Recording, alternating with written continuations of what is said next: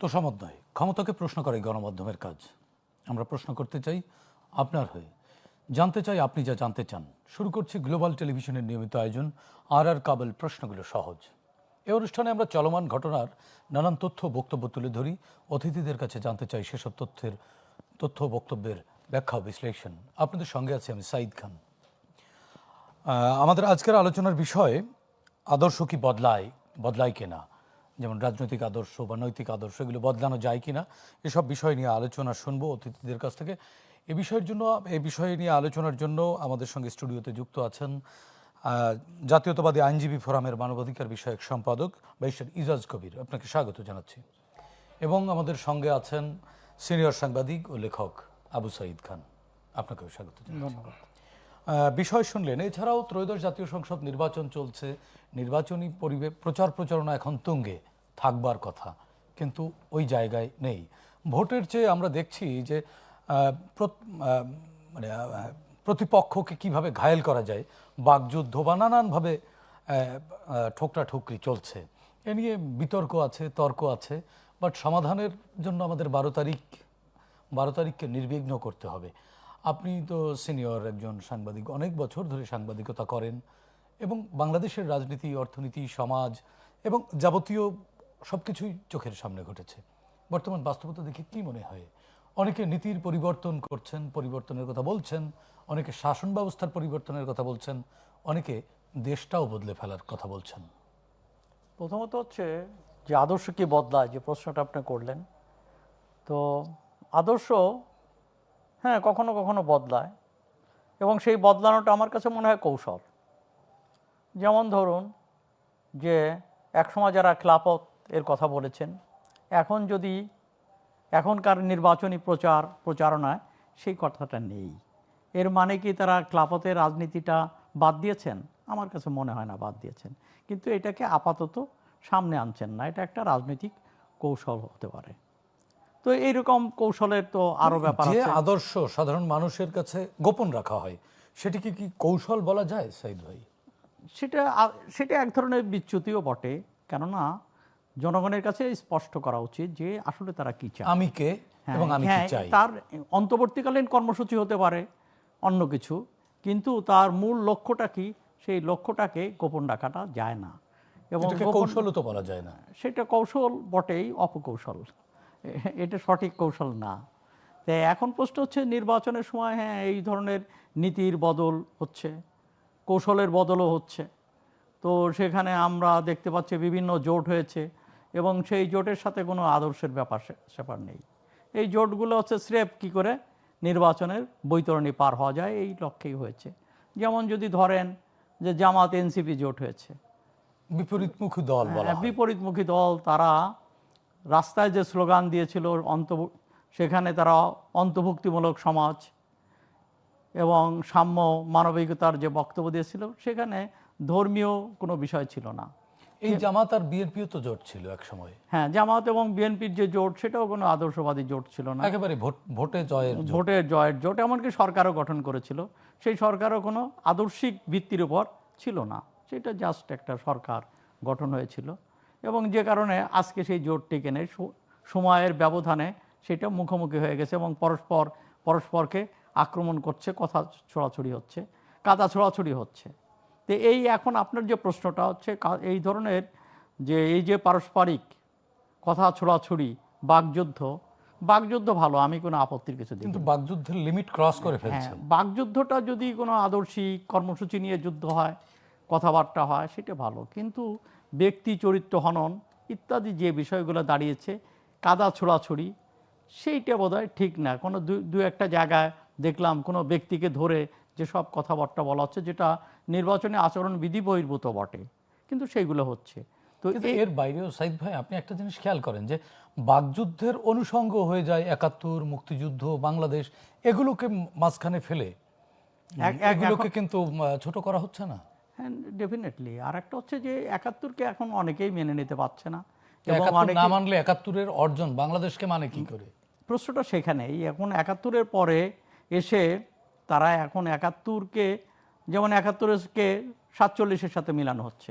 এর মানে কি? ৪৭-এ কি আমরা বাংলাদেশ চেয়েছি? হ্যাঁ, ৪৭-এ মানুষের আকাঙ্ক্ষা ছিল, স্বপ্ন ছিল, কিন্তু সেই আকাঙ্ক্ষা বাস্তবায়ন পাকিস্তানের মধ্য দিয়ে হয়নি, যে কারণে আমরা পাকিস্তান মানুষ আবার আরেকটা শৃঙ্খলে, পাকিস্তানি শৃঙ্খলে বদ্ধ হয়েছিল এবং সেটিকে থেকে মুক্ত হওয়ার জন্য আমরা লড়াই করেছি এবং দীর্ঘ লড়াইয়ের প্রক্রিয়া মুক্তিযুদ্ধ হয়েছে।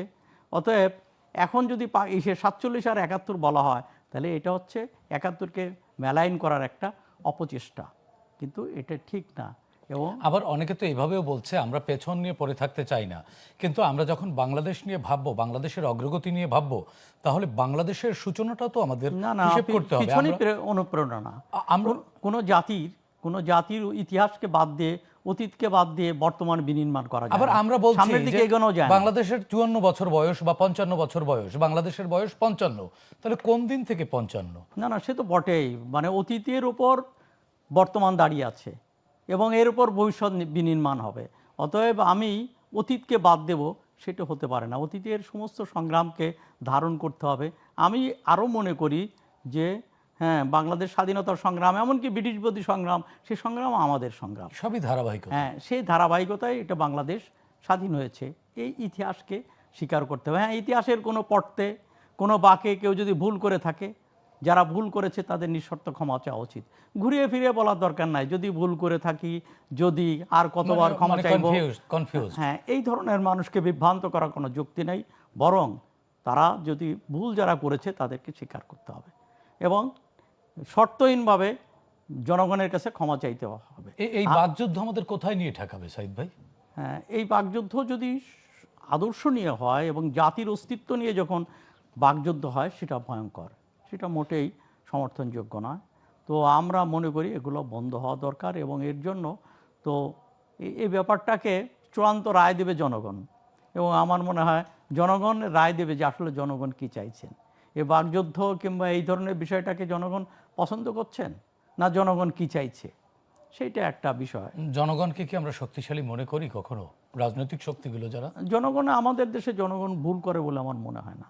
চূড়ান্ত বিচারে, শেষ বিচারে কিন্তু ঠিকই করে। কিন্তু খেসারত তো দিতে হ্যাঁ, খেসারত দিতে হয়। কখনো কখনো জনগণ কোনো বিষয়ে বিভ্রান্ত হয় না, এমন না, কিন্তু বিভ্রান্তি একসময় কেটে যায়। অতএব চূড়ান্ত বিচারে জনগণ সঠিক রায় দেয়। তো সেইটা হচ্ছে বিবেচ্য বিষয়। কখনো কখনো ভুল হতে পারে, কিংবা কখনো কখনো অনেকেই পোশাকই হতে পারে, পোশাক ধারণ করতে পারে, পোশাকের আড়ালে লোকটাকে চিনতে নাও পারে, এমন ঘটনা ঘটতে পারে, কিন্তু একসময় তো তাকে চিনে ফেলে এবং এটা চূড়ান্ত বিচারে নিজেকে আড়াল করা যায় না, যে যা সেটা প্রকাশ ঘটেই। এবং আমরা সেটা অতীতেও দেখেছি, যেমন শেখ হাসিনা তো বহুত কিছুর আড়ালে নিজেকে লুকিয়ে রেখেছিলেন। তো তিনি গণতন্ত্রের কন্যা, মানস কন্যা, কওমি জননী, কত বিশেষণে বিশেষিত হয়েছিলেন। তো কিন্তু বাস্তবে তার পিছে যে স্বৈরতান্ত্রিক যে মানসিকতা এবং কর্মকাণ্ড, সেটাকে আড়াল করার চেষ্টা করেছিলেন এবং এক ধরনের স্তাবক তৈরি করেছিলেন, যাদের মাধ্যমে তাকে প্রশংসার স্রোতে ভাসিয়ে দেওয়া হয়েছিল। মানে তাকে প্রশ্ন করা যায়নি, প্রশংসা করতে হবে, প্রশংসা করতে হবে এবং সাংবাদিক সম্মেলনেও প্রশংসা করতে হতো, স্তুতি গাওয়া হতো, প্রশ্ন করা যায়নি না, প্রশ্ন করা। আমরা 24 পরবর্তী যে অভ্যুত্থানের বাংলাদেশ, সেখানে কি প্রশ্ন করতে পারছি বা ভবিষ্যতে পারবো? যদি প্রশ্নই করা না যায়, নাগরিক যদি প্রশ্ন করতে না পারে তার নির্বাচিত প্রতিনিধিকে, তাহলেই তো কাল্টের জন্ম নেয়। না, আমরা সবসময় প্রশ্ন করতে পারছি না, এখনও আমরা প্রশ্ন করতে পারছি না। আমরা কি সরকারকে যা যা প্রশ্ন করতে চাই করতে পারছি? আমরা কি বিভিন্ন যে বিষয়গুলো করতে পারছি না? সেই ক্ষেত্রে হ্যাঁ, সেই ক্ষেত্রে গোয়েন্দাদের ফোন নেই, তৎপরতা নেই, এগুলো ঠিক আছে। কিন্তু সবচেয়ে একটা ভয়ঙ্কর জিনিস হয়েছে, সেটা হচ্ছে মব সংস্কৃতি এবং এই মবের একটা ভয়ঙ্কর চেহারা, যে সবাই কথা বলার সময় চিন্তা করছে যে আসলে কি হবে। এবং এই যে দেড় বছরে 1500 লোক, আজকে একটা পত্রিকা এসছে মানবাধিকার সংগঠনের রিপোর্ট, সেটা হলো দেড় হাজার লোক এই মবের শিকার হয়েছে। এটা তো খুবই দুঃখজনক এবং কয়েকশো ঘটনা ঘটেছে। এবং এই মবটা তো কেবলমাত্র শহরে সীমাবদ্ধ নেই, এটা তো গ্রামগঞ্জেও ছড়িয়ে পড়েছে। এখানে শহরের দুটো পত্রিকা পড়লো, এখানে ছায়ানট এবং উদীচির উপর হামলা হলো এবং সর্বত্র গ্রাম বাংলায় তো হামলা চলছেই। দরগা শরীফ, খানকা শরীফ, বাউলদের আর এমনকি প্রতিমা, সংখ্যালঘুদের সম্পত্তি, সব ক্ষেত্রে তো হামলা অব্যাহত রয়েছে। তো এই মব সংস্কৃতি থেকে উদ্ধার করা দরকার। হ্যাঁ, এখানে সব মবের পিছনে রাজনীতি আছে এমনটা আমি মনে করি না, অনেকটা সুবিধা সুযোগ, উৎসাহ আছে। হ্যাঁ, সুযোগ সন্ধানেও আছে, কিন্তু সেই মবকে তো নিয়ন্ত্রণ করা এবং দরকার। সেটি চিহ্নিত যদি রাষ্ট্র করতে না পারে তাহলে তো রাষ্ট্রই মবের মতো রাষ্ট্রের করবার কাছে রাষ্ট্রের কাছে আশঙ্কা থাকে। সবকিছুই আছে তথ্য, কিন্তু রাষ্ট্র কেন নির্বিকার? কেননা রাষ্ট্র সংশ্লিষ্ট, সরকার সংশ্লিষ্ট কেউ কেউ বলছেন যে এটা তো আসলে মব বলা ঠিক না। মবকে মব বলা যাবে না। হ্যাঁ, মবকে যদি মব বলা হয় তাহলে নাকি গণতান্ত্রিক যে লড়াই হয়েছে জুলাইয়ের বিপ্লবের নাকি মিলান হয়ে যায়। এটা হ্যাঁ, জুলাই বিপ্লব কি এখনো চলছে? অভ্যুত্থানের আন্দোলন কি এখনো চলছে? এটা কোনো অর্থ বুঝি না। আবার বলছে যে এটা মব না, এটা তাহলে হচ্ছে এটি কি? বিক্ষুব্ধ জনতা। দেখে আমাদের সাথে একজন আইনজীবী রয়েছেন। মবকে মব বলা যাবে না, আইনের কোথাও কোনো ব্যত্যয় আছে কিনা, আইন কি বলে, আমরা ওনার কাছ থেকে একটু শুনবো। ব্যারিস্টার ইজাজ কবির, একই সঙ্গে আপনার কাছ থেকে শুনতে চাই যে রাজনৈতিক যে বাকযুদ্ধ, এই বাকযুদ্ধ আমাদেরকে কোন বাঁকে নিয়ে ফেলবে? আমরা কি উত্তরণের বাঁকে উঠবো, না কোনো অন্ধকার চোরাগোপ্তা গলিতে আবারও আমরা এগিয়ে যাচ্ছি? ধন্যবাদ আপনাকে। না, আপনি প্রশ্ন যেটা করেছেন এর সঙ্গে অনেক কিছু জড়িত, প্লাস আপনার আজকের টক শোর যেই হেডিংটা, যে আদর্শ কি বদলায় কিনা, এই সব কিছু এটার সঙ্গে জড়িত। এখন মবের সাথেও আদর্শ জড়িত। মবের সঙ্গেও এটা জড়িত, মব জড়িত, সব কিছু জড়িত। মব কালচার বলেন বা মবের justice। সৃষ্টিকর্তাটা কারা বা কখন মবকে থেকে? দুইভাবে ব্যাখ্যা করা হয়, মব কালচার, মব জাস্টিস। এখন এই মব কখনো কখনো জাস্টিস হয়, কিন্তু মব তো আসলে জাস্টিস না, এটা কালচার। কিন্তু এই মবটা আপনি যখন কাদের মোল্লার ফাঁসি হলো যাবজ্জীবন থেকে, আপনি সেটাকে কি মব বলবেন? সেটাকে কি মব জাস্টিস বলবেন? সেটা রাষ্ট্রীয় পৃষ্ঠপোষকতায় মব হতে পারে। সো এখন যেটা হচ্ছে, এটাকে কি আপনি মব বলবেন, মব কালচার বলবেন, যেটাই বলেন? কেন বলবো না? এক্স্যাক্টলি, আমার কথাটা সে জায়গায় না। আমার কথাটা হচ্ছে, এখন আমরা এই 17 মাস যা দেখছি, এটা বিগত 17 বছরের অভ্যাসগত দিক। আমরা এই 17 বছরে যে রাজনীতিটাকে দেখেছি, আমাদের কাছে বর্তমান প্রজন্ম এবং বা আমরা একটা মনস্তাত্ত্বিকভাবে ধরে নিয়েছি এটাই বোধহয় রাজনীতি, এটাই সিস্টেম। আসলে যেটা গণতান্ত্রিক রাজনীতির উপায় না, বা আইনের শাসনও না। আইনের শাসনও না। রাজনীতিটাকে যদি দেখতে হয়, বুঝতে হয়, সেটা দেখতে হবে 91 থেকে নিয়ে আমাদের 2006 পর্যন্ত, বা তার একটু আগ পর্যন্ত, মানে 1/11-এর আগ পর্যন্ত। 1/11টাও was absolutely, it was a conspiratorial actions against BNP government. তো ওই ক্ষেত্রে এখন সবাই সবাইকে জাস্টিফাই করার চেষ্টা করতেছে, কেউ কাউকে মব কালচার বলে দোষারোপ করছে, কেউ নিজেকে ডিফেন্স করছে মব জাস্টিস হিসেবে। বাট আপনার মব জোরপূর্বক কোনো কিছু করা, যেটা সামথিং ইম্পোজড এবং ব্যক্তি বা কিছু লোকের ইন্টারেস্ট, জাতিগত ইন্টারেস্ট না, সেটা আসলে কোনোভাবেই রাজনীতিতে কাম্য না। এখন কথা ধরেন আপনার এবং সেটিই তো মব। মবকে আপনি বিভিন্নভাবে ডিফাইন করতে না, ধরেন জাতিগত কোনো এখন আমরা ইন্টারেস্ট নাই, এখন কিন্তু আমরা- গোষ্ঠীগত বা এখন আমরা- ব্যক্তিগত বা গোত্রগত যে ইন্টারেস্ট, সেটি তো এখন আমরা সেটি তো মব বলতেই হবে। তিনজন মিলে যদি এখন আমাদের স্টুডিওর ক্যামেরাম্যানকে ধরে বলি যে না, শুধু আপনারই ছবি আসবে, এটাও mob. And it is also, এই যে জোর জবরদস্তি করা, এটা পেনাল কোডের একটা অংশ এবং এটা আইনের ব্যত্যয় ঘটে। ওই জায়গা থেকে যদি সরে আসি, এখন রাজনীতিতে যদি আসি, নীতি ও আদর্শ, নীতি এক জিনিস, আদর্শ আরেক জিনিস। দেখেন, 71 কার? আমার, আমার, আপনার, আমাদের, আমাদের সবার। জুলাই কার? আমাদের, আমাদের। বাংলাদেশটাও আমাদের। সেই অংশে একটু পরে আসছি। এখন 71কে কুক্ষিগত করার চেষ্টা করেছে কে? আওয়ামী লীগ, একমাত্র তার। জুলাইকেও কুক্ষিগত করার চেষ্টা করা হচ্ছে। সো যখনই কুক্ষিগত রাজনীতিটা আসবে, আপনি দেখবেন ফ্যাসিজমের উত্থান দেখবেন, এক ধরনের কাল্টিজমের উত্থান দেখবেন, আমিত্বর উত্থান দেখবেন। সেই জায়গাটার থেকে অ্যাবসলিউটিজম, অ্যাবসোলুটিজম, ইউটিলিটারিয়ানিজম, টোটালিটারিয়ানিজম, ঠিক আছে? সো সেই জায়গার থেকে আমরা এখন সরে আসতে পারিনি। যারা জুলাই আন্দোলন করলো, হঠাৎ করে তারাই জুলাইয়ের একমাত্র দাবিদার হয়ে গেল। তারা আবার অথচ এই আন্দোলনের নাম দিচ্ছি আমরা গণ অভ্যুত্থান। তারা আবার সরকারে বসলো, তারা আবার একটা অংশের সঙ্গে গিয়ে মিশলো, আবার কিছু অংশ সেখান থেকে বের হয়ে আসলো। এখন নীতি আর আদর্শ, তারা চাইছিলেন নতুন ধারা, কিন্তু মিশলেন গিয়ে পুরাতন ধারা।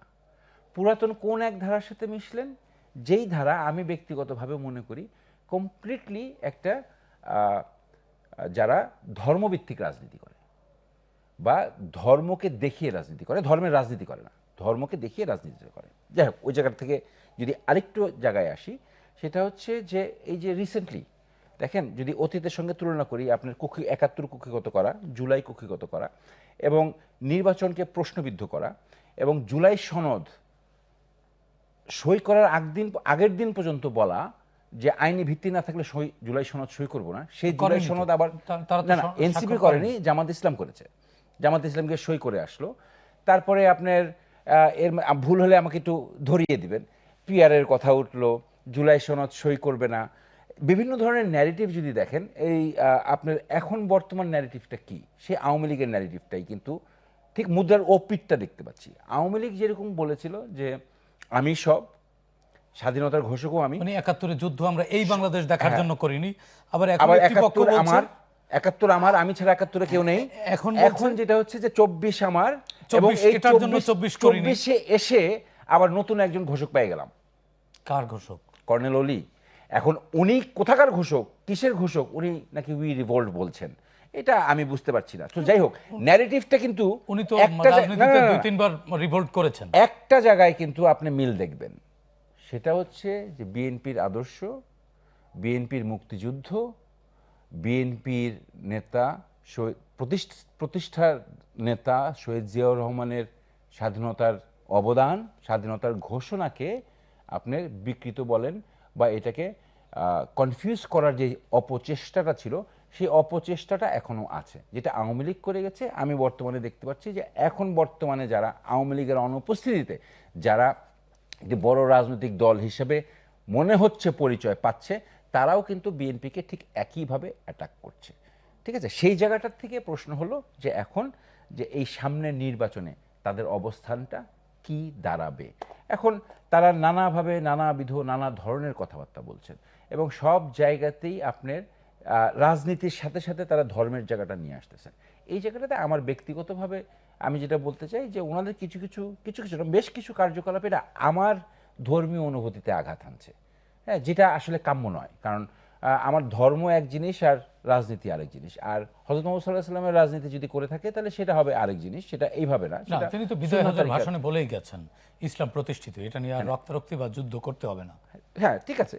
তো এখন কথা হলো যে তাহলে এখন যে আবার ইসলামপন্থী দল দাবিদার, আমি দাবিদার বলছি, কিন্তু কত ভাগে বিভক্ত, তাহলে আমার ইসলাম কয়ভাবে বিভক্ত করবেন ওনারা? আমরা মুসলমানরা তাহলে কয়ভাবে বিভক্ত হব? সেই প্রশ্ন রেখেই আমরা একটি ছোট্ট বিরতিতে যেতে চাই। বিরতি থেকে ফিরে এই প্রশ্নের উত্তর শুনব আপনাদের দুজনের কাছ থেকেই। দর্শক, আর কাবুল প্রশ্নগুলো সহজ নিচ্ছি, ছোট্ট বিরতি, আমাদের সঙ্গেই থাকুন। দর্শক, বিরতির পর আবারও স্বাগত জানাচ্ছি আর কাবুল প্রশ্নগুলো সহজ। আমাদের সঙ্গে আলোচনার জন্য যুক্ত আছেন ব্যারিস্টার ইজাজ কবির, আছেন সিনিয়র সাংবাদিক লেখক আবু সাঈদ খান। বিরতির আগে ব্যারিস্টার ইজাজ কবির, আপনার কাছ থেকে আলোচনা শুনছিলাম। আপনি বলছিলেন যে নানান ইস্যুতে আমরা বিভক্ত, বিশেষ করে ধর্মীয় ইস্যুতে কত ভাগে বিভক্ত। এই বিভক্তি আমাদেরকে কতটা ঐক্যবদ্ধ রাখবে সামনের দিনগুলো? তো এটা আসলে আমার নিজের প্রশ্ন যে আমরা কতভাবে বিভক্ত হব। মানে অমুক ইসলামী দল করলে আমি অমুকের, অমুক ইসলামী দল করলে অমুকের, তাহলে আমার ইসলামটা কোনটা? প্রত্যেকেরই একটা সিলসিলা আছে। সো হযরত মুহাম্মদ সাল্লাল্লাহু আলাইহি ওয়াসাল্লামের তো একটাই সিলসিলা, তো ওনাদের আবার কোন সিলসিলা যদি ইসলামের ভিত্তিতে আসি? সো ওইটা আমার প্রশ্ন ওনাদের কাছে, যে আমি নিজেও জানি না। হ্যাঁ, সো মনে হচ্ছে যে এখন মানে এটা আবার একটা সুবিধা হয়েছে। এখন টকশোতে প্রায় দেখি অনেকে কোরআন শরীফ নিয়ে কথা বলেন, হাদিস নিয়ে কথা বলেন। এতে মনে হচ্ছে যে আমাদের নিজের ধর্মের একটা চর্চা বাড়ছে, যে আসলে জামাতের ভুলটা বের করতে গিয়ে আমরা অনেকেই এখন নিজেদের ধর্মটা পড়ছি। এটা আবার একটা ভালো দিক আমি ব্যক্তিগতভাবে মনে করি। আর অন্যদিকে আপনি আরেকটা কথা যেটা বলছিলাম যে আমরা যে নির্বাচনের বোধহয় আর 8 দিন বাকি, 8 দিন, আজকে 4 তারিখে আমরা 4 তারিখে পড়ছি, এবং আপনার নির্বাচন করার পরিস্থিতি আমি আগেও টকশোতে বলেছি, আজকেও আবার বলি, সেটা হচ্ছে যে নির্বাচন নিয়ে একটা ষড়যন্ত্র চলছে এবং নির্বাচন বানচাল না করতে পারলেও নির্বাচনকে প্রশ্নবিদ্ধ করার ষড়যন্ত্র যে চলছে, এটা দিন যত যাচ্ছে তত প্রতীয়মান। আপনার কাছে কি কি মনে হয় কোন কোন বিষয়গুলোতে বিশৃঙ্খলা করবার অপতৎপরতা বা ষড়যন্ত্র থাকতে পারে? তাই সবচেয়ে প্রথম এবং একমাত্র দিক তো হচ্ছে গিয়ে আপনার ইলেকশনের দিন আপনার ঝামেলা করা, মব করা বা কেন্দ্রে ঝামেলা করা, টিআইবিও এই কথাটি বলেছে। বা আপনার প্রশাসনকে প্রশ্নবিদ্ধ করা, প্রশাসনের কাজকে প্রশ্নবিদ্ধ করা। যেরকম আজকে ধরেন একজন কোন নেতা ক্যান্টনমেন্টে ঢুকতে চেয়েছিলেন, গানম্যান আগে তিনি গিয়েছেন, আজকে সেটি প্রকাশ আজকে পেয়েছে। দেখলাম আর কি গানম্যান নিয়ে। কিন্তু এটা কিন্তু আমরা যারা বাংলাদেশে থাকি বা আমরা যারা স্পেশালি ঢাকা শহরে থাকি বা আমরা যারা একদিন দুদিন হলেও ক্যান্টনমেন্টে দিয়ে আসা যাওয়া করেছি, বা আমাদের ভাই বোনেরা বা সন্তানেরা যারা ক্যান্টনমেন্টের ভিতরে স্কুলে পড়ে, এটা আমরা সবাই জানি যে ক্যান্টনমেন্টে ঢুকতে গেলে একটা পারমিশন লাগে, একটা স্টিকার লাগে, আর অথচ একটা নিজস্ব একটা টাইম আছে। সাংবাদিকদের স্টিকারটা খুলে ফেলছে। আর আপনি গানম্যান নিয়ে ঢুকবেন, এখানে আপনি ঢুকতে পারেন, আমার মনে হয় না কোনো বাধা আছে। কিন্তু পারমিশন নিয়ে আপনি মহাখালী ডিউএইচএস, বনানী ডিউএইচএস, বাড়িধারা ডিউএইচএসে আপনি কিছু করবেন, মিরপুর ডিউএইচএসে আপনি সংঘবদ্ধভাবে কিছু করবেন, আপনি করতে পারেন। কিন্তু ওখানকার যে নিয়ম আছে সোসাইটির, সেই নিয়ম নিয়ে সেভাবে করতে কারণ পারেন। এটি তো কিন্তু এর KPI মানে- ভুক্ত, এর KPI মানে- ভুক্ত এলাকা। হ্যাঁ, এর মানে এই না যে আপনি যা খুশি তাই বলবেন। আপনি কি এটিকেও মব মনে করেন? এই এটা মব না, এটা আমি মনে করি অ্যারোগেন্সি। অ্যারোগেন্সও বলবো না, আমি মনে করি যে হয়তোবা ওনার মানে জানার স্বল্পতা, উনি হয়তোবা জানেন না। কিন্তু কয়েকদিন পরই তো তিনি আইন প্রণেতা হবেন, তিনি এই আইনটি জানবেন না? এটা বলা মুশকিল। আইন প্রণেতা হলে এখন উনি হয়তোবা পড়ে নেবেন বা আরো অভিজ্ঞতা অর্জন করে আরো বেসিক কিছু করবেন। নলেজ। কিন্তু কথা হলো এটির জন্য তো ব্যারিস্টার সেই জায়গাটাতে, হওয়া লাগে। সেই জায়গাটাতে ওনার জ্ঞানের ব্যাপারটা তো আর আমি বলতে পারবো না। বাট আমি ব্যক্তিগতভাবে মনে হলে আমি হলে অনুমতি নিয়ে আমি ঢোকার চেষ্টা করতাম, এবং আমাকে যদি বাধা দেওয়া হতো আমি হয়তো অনুমতি চেতাম, বা আমি এই ধরনের কথা আমি বলতাম না, যেটা দেখেছি আর কি। তো তিনিও দুঃখ প্রকাশ করেছেন। হ্যাঁ, সো ক্যান্টনমেন্টে is a very sensitive area, so এটা করা যাবে না। আর আপনার এটা গেল একটা দিক। আরেকটা দিক হচ্ছে যে আপনার নির্বাচনটা যদি, না, আপনি বলছিলেন যে ভোটের দিনে নানান ধরনের আশঙ্কা করছেন। হ্যাঁ, এই আশঙ্কাগুলো কেমন হতে পারে? আপনি বলেছেন যে এই কাজ করতে পারে, এই কাজগুলো কিভাবে করবে, দেখেন, কারা করবে? অতীতের মতো আপনি কি সাইন সিমটম দেখছেন? না, অতীতের মতো আমি বলবো না যে আওয়ামী লীগ, পতিত আওয়ামী লীগ যেরকম ভোট কেন্দ্র দখল করে রেখেছে, ওইরকম করে রেখেছে, ওইরকম কিছু হবে বলে আমি মনে করি না। কিন্তু ভোট কেন্দ্রের সামনে অহেতুক জটলা, অহেতুক বাধা, অহেতুক ঝগড়াঝাটি করা, মহিলা বুথ নিয়ে হয়তোবা হিজাব নিকাব বা আবায়া পরে যারা ঢুকবেন, স্পেশালি যারা নিকাব পরে ঢুকবেন মহিলা কেন্দ্রে, সেখানে কিছু ঝামেলা হওয়া, জাল ভোট দেওয়ার চেষ্টা, এবং কিছু কিছু ক্ষেত্রে যেখানে পরিসংখ্যান বলবে যে অপোজিট সাইড হয়তো বা পারবে না বা পারছে না বা ভোট কম, সেই ক্ষেত্রে ভোট কেন্দ্র বন্ধ করার চেষ্টা করা, আমি এই ধরনের এবং এর সঙ্গে আমি একটু যুক্ত করতে চাই, এর সঙ্গে সামাজিক যোগাযোগ মাধ্যমে নানান ধরনের অপপ্রচার ও উস্কানি দিতে পারে বলে আমার কাছে মনে হচ্ছে। আপনার কাছ থেকে আবারও শুনবো, আমরা একটু আবু সাইদ ভাইয়ের কাছ থেকে শুনতে চাই। ভাই, আপনার কাছে কি মনে হয়? আপনি কি ব্যারিস্টার ইজাজ কবিরের এই জায়গাগুলোতে একমত, না আপনার কাছে আরো অন্য কিছু মনে হয়? আচ্ছা, আমি আমার জায়গা থেকে বলি, যেমন এখন যেগুলো হচ্ছে, পরিবেশ ঘোলা হচ্ছে, তার একটা জিনিস হচ্ছে যে রাজনীতিতে ধর্মের ব্যবহার। উনি বলেছেন যে ধর্ম আনার কারণে ধর্মের চর্চাটা ভালো হচ্ছে, আমি এটা একমত না। আমার বক্তব্য হচ্ছে ধর্ম, আমি সেটা বলিনি, আমি বলছি যে এই ধর্মে নিয়ে অপতৎপরতার জন্য মানুষ নিজের ধর্মটা জানার চেষ্টা করতেছে। আমার মনে হয় যে এই ফয়সালা করার জায়গা এটা না, এবং রাজনীতি না, রাজনীতি থাকবে ধর্মের বাইরে।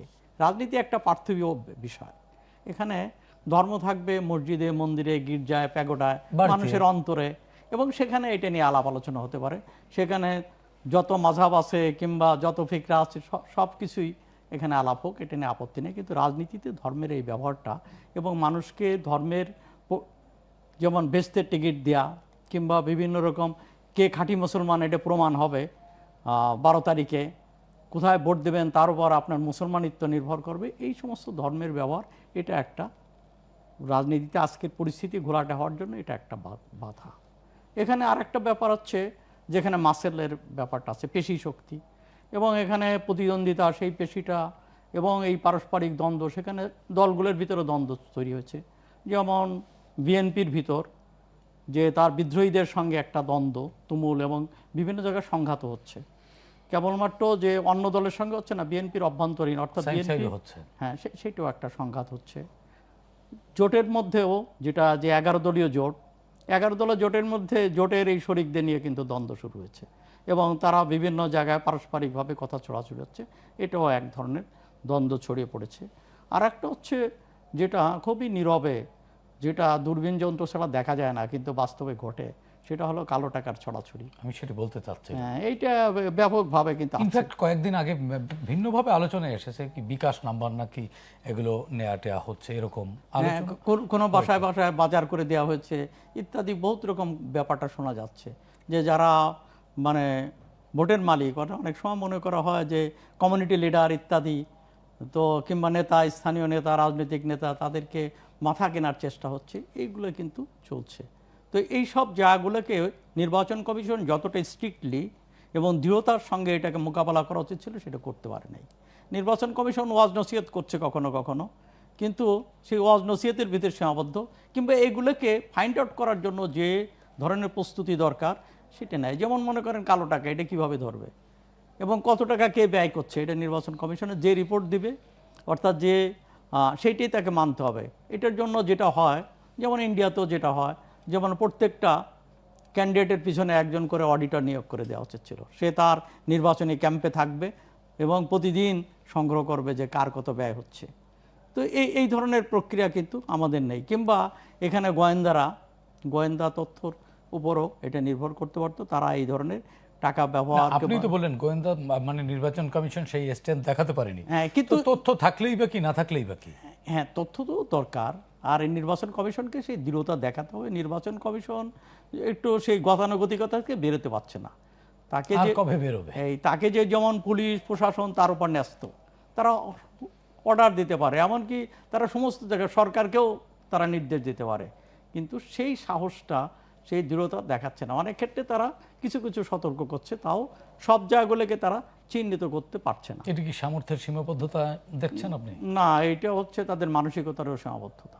কেন, আইন তো তাদের পক্ষে আছে এবং তাদের যে দৃঢ়তা দরকার, তো ওই মেরুদণ্ড শব্দ আর বলতে চাই না, কেন এটার ভুল ব্যবহৃত হয়েছে। বলতে বলতে মেরুদণ্ড নাই আসলে। তো এই যে জায়গাটা, এইটা তাদেরকে সেইভাবে দৃঢ়তার সঙ্গে মোকাবেলা করা উচিত ছিল। এখন আমি জানি না যে সেখানে যেহেতু এখানে প্রবলেমটা রয়ে গেছে যে পুলিশের ভিতর থেকেও পুলিশও কতটুকু পুনর্গঠিত হয়েছে, কিংবা এটা নিয়ে এখনও সংশয় আছে। এখানে একমাত্র ভরসা হচ্ছে সেনাবাহিনী। তো সেনাবাহিনী যদি খুব সেনাবাহিনীকে নিয়েও তো নানান ধরনের কুমন্তব্য, বাজে মন্তব্য মাঝে মন্তব্য আছে, তারপরে আমরা দেখতে চাই যে সেনাবাহিনী যদি সঠিক ভূমিকা পালন করলে এটা হবে। আর একটা হচ্ছে যে নির্বাচন হবে, কেন নির্বাচন হচ্ছে গণ আকাঙ্ক্ষা। এই গণ আকাঙ্ক্ষা যত কিছুই হোক, আলটিমেটলি নির্বাচনকে ফয়েল করা যাবে না, কিন্তু নির্বাচনের দিন কিছু অঘটন ঘটতেই পারে এবং সেটা ইজাজ কবির একজন আইনজীবী, তিনিও আশঙ্কা করছেন। না, সহিংসতা তো ঘটবেই, অলরেডি ঘটছে। এবং গত 15 দিনে নির্বাচনের তারিখ ঘোষণা হওয়ার পরে 15 জন ইসের রাজনৈতিক কারণে এই নির্বাচনী সহিংসতায় 15 জন মারা গেছেন, কয়েকশো আহত হয়েছে। এটা উন্নত বিশ্বেও হয়। উন্নত বিশ্ব বলতে কি বোঝায়, তো সেইভাবে ওইটা আমি জানি না। তবে আমি ব্রিটেন কিংবা মার্কিন যুক্তরাষ্ট্রে সেটা হয় না, এই ফর্মে নির্বাচন এই ফর্মে হয় না, কিন্তু নির্বাচন নিয়ে এরকম হয়। সেখানে খুব শান্তিপূর্ণভাবে আমরা তো দেখলাম ট্রাম্পকে গুলি পর্যন্ত করা হয়েছে, ক্যাপিটাল হল ওয়াশিংটন দখল হতে দেখলাম। না, ওখানে কিছু ঘটনা ঘটে, কিন্তু মাস লেভেলে যেটা হচ্ছে যে, তার মানে কি আমরা আমাদের সর্বত্রই কেওয়াটিক সিচুয়েশন দেখছেন? এটা তো আছে, সর্বত্র না হলে তো অনেক ক্ষেত্রে আছে এবং সেই আশঙ্কা আছে। তারপরেও আমি মনে করি যে জনগণের আকাঙ্ক্ষার কাছে, এখানে যেমন ধরুন যে জনগণের আকাঙ্ক্ষা আছে, সরকারের মধ্যে নির্বাচন তারা চায় কি চায় না এই নিয়ে কনফিউশন যাই থাক, এখন তারা অনেক স্পষ্ট করেছে যে সরকার নির্বাচন চায় কি চায় না। সরকারকে না চাওয়ার আর বাইরে যাওয়ার কোনো সুযোগ নেই, তাকে চাইতেই হবে। বাট জনগণ কনফিউজ মনে করছেন আপনি? জনগণ অনেকেই তো ওই বিশ্বাসটা অর্জন করতে পারে না যে এটা চায় কিনা। তারা মনে করে যে এই যে মব, যেটা আপনি আমরা আলোচনা করলাম, এই মবের সঙ্গে বোধহয় সরকার সংশ্লিষ্টতা রয়ে গেছে, কিংবা কোনো নেতার কোনো উপদেষ্টার যোগাযোগ রয়ে গেছে, এই ধরনের এক ধরনের ধারণা কিন্তু জনমনের রয়েছে। এটা কতটুকু সঠিক, এটা ভুল কি মানে এই গভর্নমেন্টের যে বিভিন্ন রকম কমেন্ট আছে, যে বিভিন্ন সংশ্লিষ্ট ব্যক্তির, যেটা আমি আগে বললাম, সেখান থেকে মনে হয় যে এটাকে এক ধরনের উড়িয়েও দেওয়া যায় না।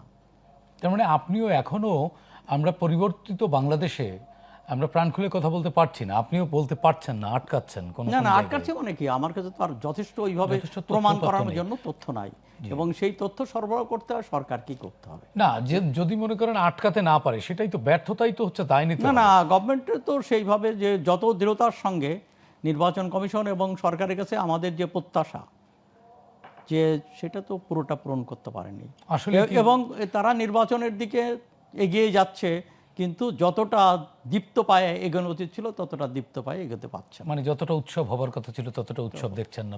বেশ রিজাজ কবির, আপনার কাছ থেকেও একটু শুনতে চাই ছোট্ট করে, তার আগে একটু বিরতি নিতে যাচ্ছি। দর্শক, আর কাবুল প্রশ্নগুলো সহজ নিচ্ছি, ছোট্ট বিরতি, সঙ্গেই থাকুন। দর্শক, বিরতির পর আবারও স্বাগত জানাচ্ছি আর কাবুল প্রশ্নগুলো সহজ। আমরা বিরতির আগে আবু সাইদ খান আপনার কাছ থেকে আলোচনা শুনছিলাম। বিরতির পরে আবারও সরাসরি আলোচনায় যেতে চাই। বেশ রিজাজ কবির, আপনার কাছ থেকে শুনতে চাই। সাইদ ভাই বলছিলেন যে সরকারের ব্যর্থতা আছে, এবং এখনও আমরা 24-এ বলছি ভয়কে জয় করেছি, কিন্তু ভয় এখনও কাজ করছে। এটি নিশ্চয়ই রাষ্ট্রের ভয় না, নিশ্চয়ই মবের ভয় বা মব আতঙ্ক এখনও কাজ করছে। আপনি কি মনে করেন? সরি, মানে যে কোনো সরকারের সফলতাও থাকবে, ব্যর্থতাও থাকবে। এই সরকারকে আপনি যেভাবেই সমালোচনা করতে চান, ইলেকশনটা যদি সুষ্ঠু মতো করে বের হয়ে আসতে পারে, আমি মনে করব এই সরকারের সবচেয়ে বড় সফলতা that will be a হবে। grand success. Yes. So that will be the only success and grand success among few other small successes. Failure অবশ্যই আছে, কিন্তু ভয়কে জয় বা কথা বলতে পারছি না, আমি সেটা মনে করছি না। বরঞ্চ আমি কিছু কিছু ক্ষেত্রে দেখতে পাচ্ছি যে অতীতের 17 বছরের তুলনায় যেরকম আমরা কথা বলতে পারি নাই, এখন স্বাধীনতাটা পাওয়ার পরে সেটার মাত্রাটা পেরিয়ে আমরা অতিরিক্ত স্বাধীনতা পালন করছি এবং অতিরিক্ত কথা বলছি। উদযাপন করছে হ্যাঁ, অতিরিক্ত কথা বলে ফেলছি আমরা, মাত্রাতিরিক্ত কথা বলে ফেলছি। টক শোতে আগে অনেক বুঝে শুনে গুছিয়ে মেপে কথা বলতে হতো, এখন অন্তত আমার কাছে মনে হয় যে প্লিজ বলতে পারছি যে যৌক্তিক জায়গাটুকু বলা জিয়াউর যাচ্ছে। রহমান সাহেব স্বাধীনতার ঘোষক, এটা বলতে পারছি। ঠিক আছে, আমরা বাংলাদেশিত্ববাদীতে বিশ্বাস করি, এটা বলতে পারছি। আমরা বাংলাদেশের সার্বভৌমত্বে বিশ্বাস করি, এটা বলতে পারছি। আমরা ভিনদেশী আধিপত্য মানি না, এটা বলতে পারছি। অতীতে বলতে পারতাম না। সেই জায়গার থেকে রাজনৈতিকভাবে আমি মনে করি যে আমাদের স্বাধীনতাটা আমরা স্বাধীনতা পেয়েছি, না, আমরা কিন্তু বলতে এখানে পারছি। আবার, কিন্তু মবের কথা এখানে যদি আবার বলেন, সাইদ ভাই, আমি একটি ব্যক্তিগতভাবে কথা আছে, প্রথম আলো ডেইলি স্টারে তো আগুন দেয়া হচ্ছে। আমি ব্যক্তিগতভাবে তো মবকে ভয় পাচ্ছি না। আপনি ডেইলি স্টারে আগুন দেওয়া হয়েছে, 32 ভাঙা হয়েছে, প্রথম আলোতে ভাঙচুর করা হয়েছে, এটা কিসের রেজাল্ট? এই সরকারের ব্যর্থতা বলবেন, নাকি 17 বছরের কোণঠাসা করা ক্ষোভের প্রকাশ? অবশ্যই দায় আছে। আইন শৃঙ্খলা বাহিনীর কথা যদি আসেন সেটা ভিন্ন হিসাব, কিন্তু আপনি পাবলিক সাইকোলজি এবং পাবলিক রিয়াকশনের কথা যদি আসেন, তাহলে এটা কি দেখতে পাচ্ছেন? এটা আপনার একটা ক্ষোভের বহিঃপ্রকাশ। এটা এই সরকার ব্যর্থ না সফল, আইন শৃঙ্খলা বাহিনী ঠিকমতো কাজ করলো কি করলো না, সেটা অন্য এক হিসাব। ঠিক একই দিকে আপনার আমার যে বহিঃপ্রকাশটা যেভাবে ঘটতেছে, কেন অতীতে কি আমরা অন্যান্য পত্রিকা বন্ধ হতে দেখি নাই? দৈনিক দিনকাল বন্ধ হয় নাই, ইনকেলাব বন্ধ হয় নাই, আমার দেশ বন্ধ হয় নাই, বন্ধ হয়েছে। আবার ওটা কোর্টের মাধ্যমে অনেক কিছু করে আইনি জটিলতার মধ্যে ফেলে অনেক প্যাচে করেছে। মাহমুদুর রহমান সাহেবকে আহত করা হয় নাই। এই ধরনের অতীতে অনেক ঘটনা আছে। আপনি প্যাটার্ন, মানে অ্যাকশনসগুলি ডিফারেন্ট হতে পারে, কিন্তু প্যাটার্ন তো সেম। তো এখন আপনার এইগুলা, আমি ব্যক্তিগত এই যে মব জাস্টিস বলেন, মব কালচার বলেন, মব ভায়োলেন্স বলেন, আমি ব্যক্তিগতভাবে মনে করি, এটা একদমই আমার ব্যক্তিগত মতামত, সেটা হচ্ছে যে মানুষের ক্ষোভ প্রকাশের যেই জায়গাটা, সেটা এইভাবে মানে মবের মাধ্যমে প্রকাশ পাচ্ছে। কারণ এই মব যদি বেড়ে যায় তাহলে মব 12 তারিখ বেড়ে গেলে পর্যন্ত অবশ্যই সমস্যা আছে, কিন্তু এই মবের বহিঃপ্রকাশটা সাইকোলজিক্যাল এফেক্ট বা মানসিক যে ইয়েটা, এটা আমাদেরকে সঠিক ওয়েতে চ্যানেল করতে হবে। সেই চ্যানেল করার আর জন্য মাত্র 8 দিন বাকি আছে, এখনো আমরা সঠিক পথ না, বলতে পারিনি। এই সঠিক পথ, 17 বছরের ব্যাঠিক পথ আপনি 17 দিনে ঠিক করতে পারবেন তাহলে তো না। এই ভোটেও প্রভাব পড়বে। অবশ্যই প্রভাব পড়বে, এবং সেটা সামাল দিতে হবে, রাজনৈতিকভাবে সামাল দিতে হবে, আপনার আমাদের এই সরকারকে সেটা সামাল দিতে হবে। কিন্তু হ্যাঁ, এটার প্রভাব তো অবশ্যই থাকবে, তাই না? আপনি দীর্ঘদিন হাসপাতালে ছিলেন চিকিৎসার জন্য, সুস্থ হয়েই তো উঠে আপনি হাঁটা শুরু করতে পারবেন না। আপনি তো আস্তে আস্তে হাঁটতে হবে, ফিজিওথেরাপি নিতে হবে, আবার বাসায় গিয়ে রেস্ট নেবেন, ভালো ভালো খাবার খাবেন। তো একটা অসুস্থ মানুষ সুস্থ হয়ে হঠাৎ করেই কিন্তু একদম মানে নর্মাল চলাফেরা করতে পারে না, একটু সময় লাগে। তা আমরা একটা ট্রানজিশন পিরিয়ডের মধ্যে দিয়ে আছি, সেই ট্রানজিশন পিরিয়ডটা আমাদেরকে মেনে নিতে হবে। এবং আমি মনে করি অতীত থেকে আমরা অনেক ভালো আছি, কিন্তু এই ট্রানজিশন পিরিয়ডটাকে যদি আমরা মনে করি যে একেবারে প্যারালাইসিসের রোগী উঠেই এখন দৌড়ানো শুরু করবে, সেটা আশা করাটা আবার অতিরিক্ত, মানে স্বাধীনতা পাওয়ার পর মাত্রাতিরিক্ত চাহিদা হবে আর কি। তবে বর্তমানে হ্যাঁ, যে আইন শৃঙ্খলার দিকটা যেন সুস্থ থাকে, আইন শৃঙ্খলা বাহিনী যেন পেশাদারিত্বের সাথে কাজ করে, সেই জায়গাটা সরকারকে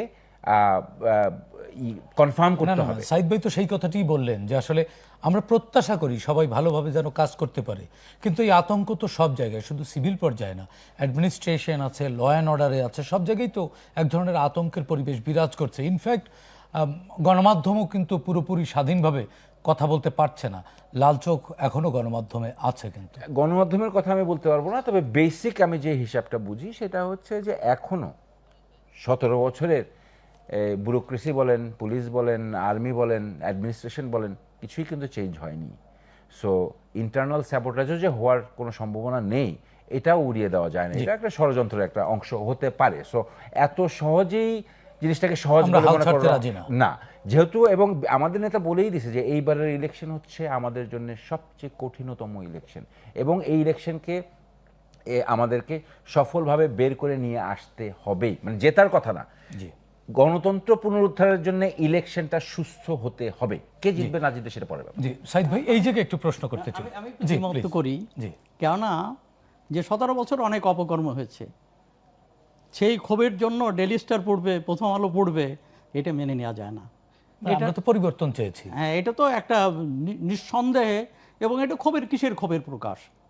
হ্যাঁ, ক্ষোভের প্রকাশ যে ঠিক আছে, যে জুলাই অভ্যুত্থানের ভিতরে যেটা হয়েছে সেটা ক্ষোভের প্রকাশ, কিন্তু অভ্যুত্থানের পরে যখন একটা স্টাবলিশ গভর্নমেন্ট হয় এবং সেই গভর্নমেন্টের সময় যখন এই ধরনের ঘটনা ঘটে, সেটাকে কোনো ক্রমে অ্যাকসেপ্ট করা যায় না, এবং এটা মফ, এবং এটাই হচ্ছে, এখানে হচ্ছে সরকারের ব্যর্থতা। সরকারের অনেক জায়গা, কিছু কিছু জায়গায় সাফল্য নেই আমি মনে করি না, অনেক ক্ষেত্রেই সাফল্য আছে, কিন্তু এই ক্ষেত্রে তারা চরম ব্যর্থতার পরিচয় দিয়েছে।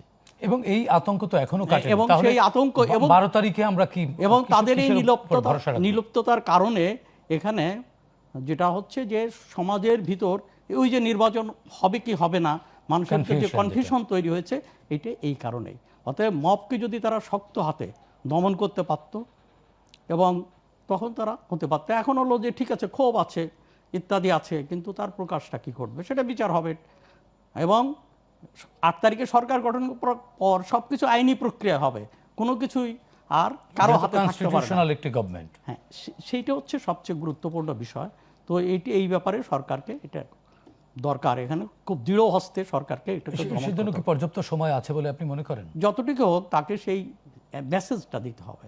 এবং আবার ব্যারিস্টার রিয়াজ কবির একটি কথা বলেছেন যে তাদের দলের নেতা, যিনি বিএনপির চেয়ারম্যান তারেক রহমান, তিনি বলেছেন যে এইবারের নির্বাচন সবচেয়ে চ্যালেঞ্জের এবং সবচেয়ে কঠিনতম নির্বাচন। আপনিও কি তাই মনে করেন? কোন কোন জায়গাগুলোতে উনি চ্যালেঞ্জ মনে করেছেন এবং আপনার সাথে মিলে যায়? না, সেটা উনি বলবেন যে এটা কোথায়। তবে চ্যালেঞ্জ তো একটা আছেই, কেননা এখানে আইন শৃঙ্খলা পরিস্থিতির যথেষ্ট এখনও উন্নতি হয়নি। এখনও এখানে ওই ধরনের মব জাতীয় মব কালচারটা রয়ে গেছে। মানে লেভেল প্লেইং ফিল্ড নিয়েও প্রশ্ন তুলেছেন। লেভেল প্লেইং ফিল্ড নিয়েও প্রশ্ন আছে। এই সে মাসেল ব্যবহৃত হচ্ছে এখানে, রাজনীতিতে ধর্মের ব্যবহার হচ্ছে, কালো টাকার খেলা আছে, এবং সেই কালো টাকার খেলা তো এত নীরবে সেটা আমরা বুঝতে পারি না। তো সেই দিক দিয়ে তো নির্বাচনটা একটু তো নিশ্চয়ই বড় চ্যালেঞ্জিং। এবং সাইদ ভাই আমি একটু যোগ করতে চাই, সেটি হচ্ছে যে আরও একটি নতুন সংস্কৃতি তৈরি হয়েছে, ভিন্ন মতকে যে ট্যাগিং করা, যেটি বিগত রিজিমে আমরা দেখেছি, সেই ট্যাগিং অভ্যুত্থানের বিপক্ষে শক্তি বলে ট্যাগ দেয়া হয়। হ্যাঁ, দেখা যায় আদৌ সে কোনো রাজনীতি করে না, সাধারণ একেবারে। যদি ভিন্ন মত পোষণ করে সেক্ষেত্রে ভিন্ন মত পোষণ করার সঙ্গে সঙ্গে, কিংবা কোনো ব্যাপারে কোনো একটা দলকে বললে সঙ্গে সঙ্গে ফেসবুকে দেখবেন যে সংঘবদ্ধভাবে বলা হচ্ছে নাস্তিক নাস্তিক, ধর্ম মানে না, ফ্যাসিস্টের দোসর, এগুলো বলা হচ্ছে। তো এগুলোর কোনো যৌক্তিকতাও নেই। যেমন ধরুন, আপনি যদি বলেন যে ডেলিস্টে প্রথম আলো তো শেখ হাসিনার গভর্নমেন্টের যারা সমালোচনা করেছে ওই সময়ের মধ্যে, তারা অন্যতম, এবং তারা ন্যাশনালি ইন্টারন্যাশনালি তাদের এটা তারা মানে তাদের এই সমালোচনা পৌঁছেছে, এবং নিষিদ্ধ ছিল তারা প্রধানমন্ত্রীর কার্যালয়ে। হ্যাঁ, প্রধানমন্ত্রী কার্যালয় নিষিদ্ধ ছিল। অতএব কিসের ক্ষোভের প্রকাশ? তাহলে কার ক্ষোভের প্রকাশ এটা একটু বুঝতে হবে। এটা কি গণতান্ত্রিক মানসিকতার বিষয়? এটাকে নিশ্চয়ই এক ধরনের স্বৈরতান্ত্রিক মানসিকতার কারণে এটা হয়েছে। তাহলে আমরা একটা লেট ফ্যাসিজমে আছি। হ্যাঁ, আমরা জুলাইয়ের অভ্যুত্থানের মধ্য দিয়ে কি আমরা সেই স্বৈরতান্ত্রিক মানসিকতাই করেছি? হ্যাঁ, যে আমরা তো এটা ঠিক ইনকিলাব কিংবা আমার দেশ, সেগুলো আইনি প্রক্রিয়া, সরকার বেআইনিভাবে ইত্যাদি করেছে, সেগুলোকে মোকাবেলা করার একটা পথ ছিল, পদ্ধতি ছিল। এটা তো মোকাবেলা করা যায় না। জি, তখন আমরা আমরা কিন্তু আরো এগুলো আলোচনা প্রতিবাদ শুনবো করেছি। আপনার কাছ থেকে। আমরা আরো একটি ছোট্ট বিরতি নিতে চাচ্ছি। দর্শক, আর কাবুল প্রশ্নগুলো সহজ নিচ্ছে, আরো একটি ছোট্ট বিরতি, আমাদের সঙ্গেই থাকুন। দর্শক, বিরতির পর আবারও স্বাগত জানাচ্ছি। আর কাবুল প্রশ্নগুলো সহজ সরাসরি যাচ্ছে আলোচনায়। বিরতির আগে আবু সাইদ ভাই, আপনার কাছ থেকে আলোচনা শুনছিলাম। আমরা একটু ব্যারিস্টার ইজাজ কবির আপনার কাছ থেকে শুনতে চাই। বিষয় একই, আমরা চাচ্ছি শান্তিপূর্ণভাবে উৎসবমুখর একটি নির্বাচন। আপনারা দুজন আলোচকই নানান ধরনের সন্দেহ সংশয়ের কথা বলছেন, তারপরেও তো সম্ভাবনা দেখি আমরা। দেখেন, আমি আপনার কথার ছোট্ট করে বলবেন। টানার আগে আমি ছোট্ট করে শুধু বলবো এটা, যে আমি কোনোভাবে প্রথম আলোর আর ডেইলি স্টারের উপরে আক্রমণটাকে আমি জাস্টিফাই করছি না, কিন্তু আমি যেটা বলার চেষ্টা করছিলাম যে মবের যেই বহিঃপ্রকাশ বা আমার সহ আলোচক যেটা বললেন যে ডেইলি স্টার অমুক সময় বন্ধ ছিল, এর মানে এই না যে ওনারা ফ্যাসিবাদের জন্য খুব প্রতিবাদী কণ্ঠ ছিল, তা কিন্তু না। হয়তোবা কোনো কারণে হয়তোবা তাদের মনোমালিন্য হয়নি, এই জন্য কিছুদিন বন্ধ ছিল। কিন্তু এই ডেইলি স্টার, এই প্রথম আলোকেই তো ডেইলি স্টারের মাহফুজ আলম কি বলে না যে ডিজিএফের রিপোর্টটা পাবলিশ করে আমি ভুল করেছি? প্রথম আলো কি বিএনপির বেগম খালেদা জিয়া এবং আমাদের নেতা তারেক রহমানের উপরে দায় দেয়নি? সো এরকম ইয়েলো জার্নালিজম অতীতও দেখেছি, 17 বছরেও অনেক ধরনের জার্নালিজম দেখেছি, বাট দ্যাট ডাজন্ট মিন যে তাদের উপরে আক্রমণ করা ঠিক হয়েছে। But there is certain tagging. কোথায়? নিউ এজের বিরুদ্ধে তো কোথাও কোনো ট্যাগিং নেই, যদিও নুরুল কবির সাহেব ওখানে যাওয়ার পর একটু হেনস্থার শিকার হয়েছিলেন, কিন্তু নিউ এজের উপরে তো কোনো আক্রমণ হয়নি। অনেক পত্রিকার উপরে ট্যাগিং নেই, কিন্তু হয়েছে কি যে একটা ইমপ্রেশন হয়ে গেছে, একটা পারসেপশন হয়ে গেছে, কিছু পত্রিকার ওই যে ট্যাগ পড়ে গেছে যে তুমি উমুকের দালাল বা তুমি উমুক করেছো, যাক সেটা ক্ষেত্রে। বাট মব কোনো সময় ক্যানট বি জাস্টিফাইড, এবং যেটা হয়েছে সেটাও cannot be justified. What I was trying to say, যে সেটা হচ্ছে যে এই দীর্ঘ 17 বছরের এই কোণঠাসা অবস্থায় আমরা যে অনেক কথা বলতে পারিনি, আমাদের যে কোনোভাবেই আমরা অস্থির হয়ে যাই, যে কোনো কিছু আমরা মনে করি যে এক্ষুনি বদলায় ফেলতে হবে, এখনই এটা হলো না কেন, এই জায়গাটা আসলে এখনই হবে না, এটা একটু সময় লাগবে। মানে রাজনৈতিক দলগুলোর আচার আচরণ দেখে মনে হয় আপনার যে আমরা বদলাবো? দেখেন, বদলায়নি, এই জায়গাটায় আসছি, তার আগে আমি যেটা বলতে চাচ্ছি যে সেটা হচ্ছে যে যা হচ্ছে হয়তোবা আশাব্যঞ্জক না, কিন্তু হতাশা হওয়ার জায়গা নাই, হবে, একটু সময় লাগবে। আর রাজনৈতিক দল, রাজনীতি এবং নির্বাচনের জায়গাটায় যদি আমি আসি, সেই জায়গাটাতে বলবো যে আসলে লেভেল প্লেইং ফিল্ড নেই। কারণটা হচ্ছে যে বিএনপির মতো দলের সাথে এখন যেই দল জোট বেঁধে নেমেছে, তারা আসলে আমার মতে ওইরকম লেভেলই আসে নাই যে পাল্লায় সমান সমান প্রায় ভারী ভারী হবে। এটা অনেক উঁচু নিচু হয়ে গেছে। সো যার জন্যে আমরা সহিংসতার জায়গাটা আমরা আরও বেশি মনে করতে পারি, যার জন্যে আমি মনে করি বিএনপি তরফ থেকে আমরা সবাই খুব ইয়েতে আছি।